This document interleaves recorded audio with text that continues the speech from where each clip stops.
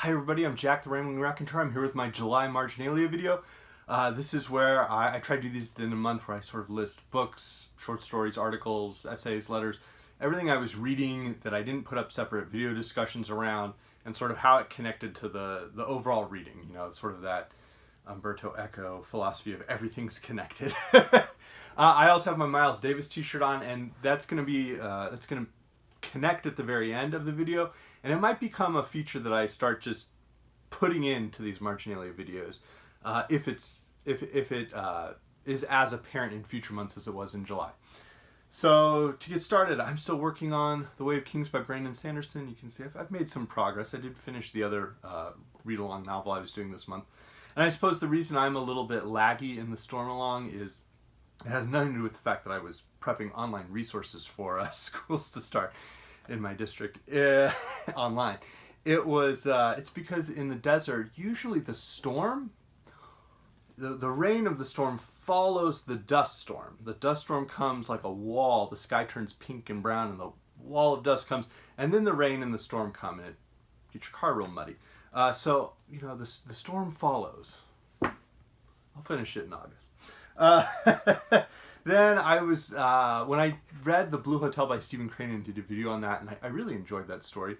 I also read a number of his letters. One of the things I like about the Viking portables that focus on an individual writer is that it usually gives you some of the writer's letters or essays, articles, not just fictional works, but other works that lend you a window into the writer's mind. I don't know that that was the case with The Blue Hotel, but Stephen Crane's just an interesting personality. You know, he died very young from tuberculosis, and so he was involved in a number of interesting events and times, you know, in that turn of the century period. And so, sticking with Viking portables, this is an example. Sometimes they focus on one writer, sometimes they focus on one like genre or period of time, and we'll see that later. This is the portable Western reader. I'm about halfway through it. I'm reading about one selection a day. I'm really enjoying it. It's edited by William Kittredge, and it has like the short story The Man Who Shot Liberty Valance. It has a selection from the end of A River Runs Through It by Norman Maclean. It has Wallace Stegner. It has a number, Louis Erdrich, number of prominent, you know, United States writers from the Western United States. But it also has just some interesting little pieces. One that I found absolutely astonishing was a story called The Last Running by John Graves, and it deals with a group, a very small group of Comanche tribesmen who in the early 1900s go and get one, you know, male buffalo from a rancher that their Comanche, like the oldest Comanche, is known for 40, 50 years. And they do one last like buffalo hunt with that buffalo like out there on the spread of the ranch, and it's so poignant and beautiful and sad. I read it I think 3 times this month. The Hamilton musical debuted on Disney Plus, and you know it slaps. So I of course dug out my Library of America Hamilton collected writings. And I reread the Reynolds pamphlet. Yes, I did intentionally use the verb reread. I reread it. And I've read Jefferson's autobiography, which is maybe the most self-serving work by any of the Founding Fathers. But Hamilton's Reynolds pamphlet is up there. It's astonishing that he wrote and published it, describing his affair, describing the circumstances. He doesn't go into like, it's not X-rated in any way or even R-rated in any way, but he goes into a lot of detail around like different places they went to together. He and Mrs. Reynolds on the first night of their affair, and he published it.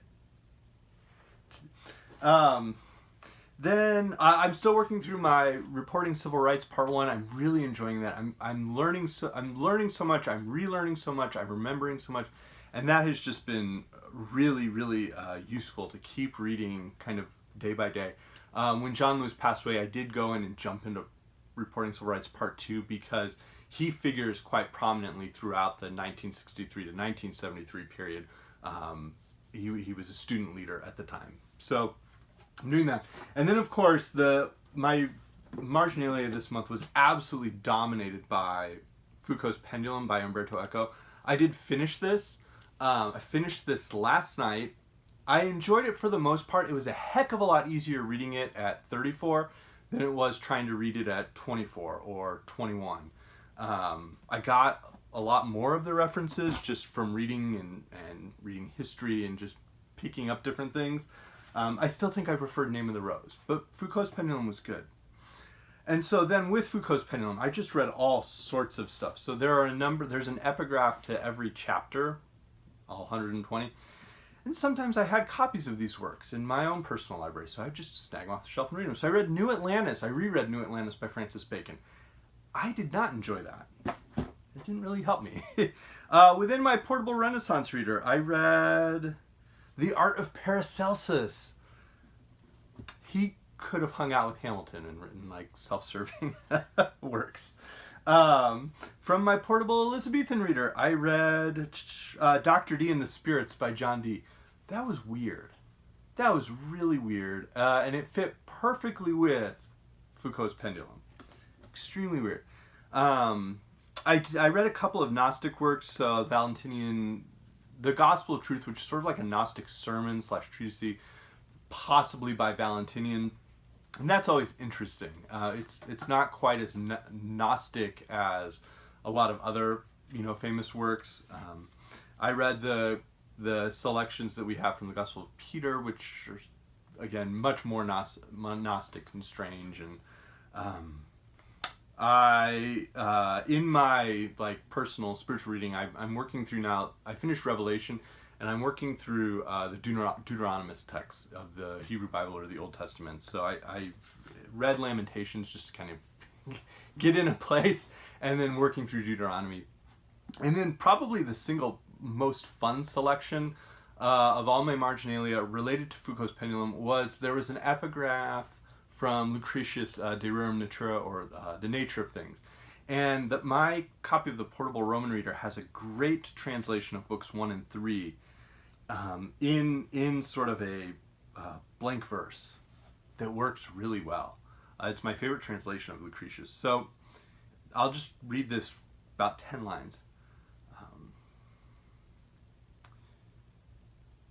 Besides, we feel that mind to being comes, along with body grows and ages. For just as children totter round about, with frames infirm and tender, so there follows a weakling wisdom in their minds, and then, where years have ripened into robust powers, counsel is also greater, more increased, the power of mind. Thereafter, where already, the body's shattered by master powers of eld, and fallen the frame with its enfeebled powers, thought hobbles, tongue wanders, and the mind gives way. All fails, all's lacking at the self-same time. Therefore it suits that even the soul's dissolved, like smoke, into the lofty winds of air.